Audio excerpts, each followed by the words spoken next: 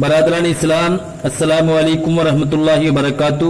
نحمدہ ونصلی علی رسولہ الکریم، اما بعد فاعوذ باللہ من الشیطان الرجیم، بسم اللہ الرحمن الرحیم۔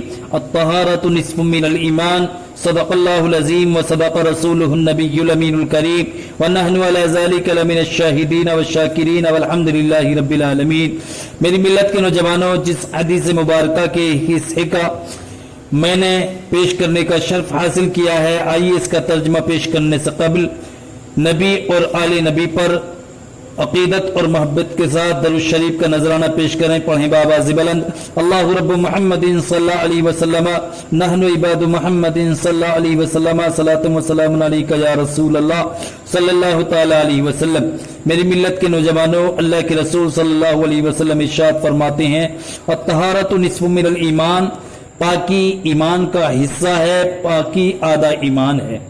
تو آج کے اس بیان میں آپ کو یہ باتیں بتانا چاہتا ہوں کہ بے غسل انسان، بے غسل مسلمان کیا کیا کام کر سکتا ہے اور کیا نہیں کر سکتا ہے۔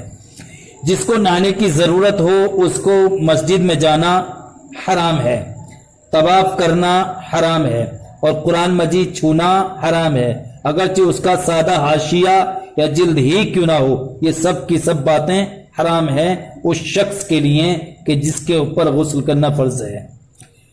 بے چھوئے دیکھ کر یا زبانی پڑھنا یا کسی آیت کا لکھنا یا انگوٹھی چھونا یا پہننا جس پر حروف مقطعات ہوں، یہ سب حرام ہیں۔ حروف مقطعات کسے کہتے ہیں؟ جیسے الف لام میم، ہا میم، یاسین، کاف ہا یا عین سین، ان کو حروف مقطعات کہا جاتا ہے۔ مسئلہ ایک یہ بھی ہے کہ اگر قرآن شریف جزدان میں ہو یا رومال وغیرہ کسی الگ کپڑے میں لپٹا ہو تو اس پر سے ہاتھ لگانے میں حرج نہیں۔ ایک دوسرا مسئلہ یہ بھی ہے، اگر قرآن شریف کی آیت قرآن کی نیت سے نہ پڑھی، یعنی قرآن کی نیت سے قرآن شریف کی آیت نہ پڑھی تو کوئی حرج نہیں، یعنی پڑھ سکتا ہے۔ جیسے تبرک کے لیے کسی نے بسم اللہ الرحمن الرحیم پڑھی، یا شکر کے لیے کسی نے الحمدللہ رب العالمین پڑھی، یا مصیبت و پریشانی میں کسی نے ان للہ و انا الیہ راجعون پڑھی، یا ثنا کی نیت سے سورہ فاتحہ یا آیت الکرسی یا ایسی ہی کوئی آیت پڑھی تو کوئی حرج نہیں، جبکہ قرآن پڑھنے کی نیت نہ ہو۔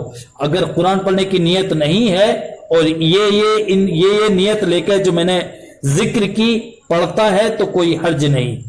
ایک مسئلہ یہ بھی ہے کہ بے وضو کو قرآن مجید یا اس کی کسی آیت کا چھونا حرام ہے۔ بے چھوئے دیکھ کر یا زبانی پڑھے تو کوئی حرج نہیں۔ اسی پہ میں اپنی تقریر ختم کرتا ہوں۔ استغفر اللہ ربی من کل ذنب و خطیۃ و اتوب الیہ، وما علینا الا البلاغ المبین۔ السلام علیکم۔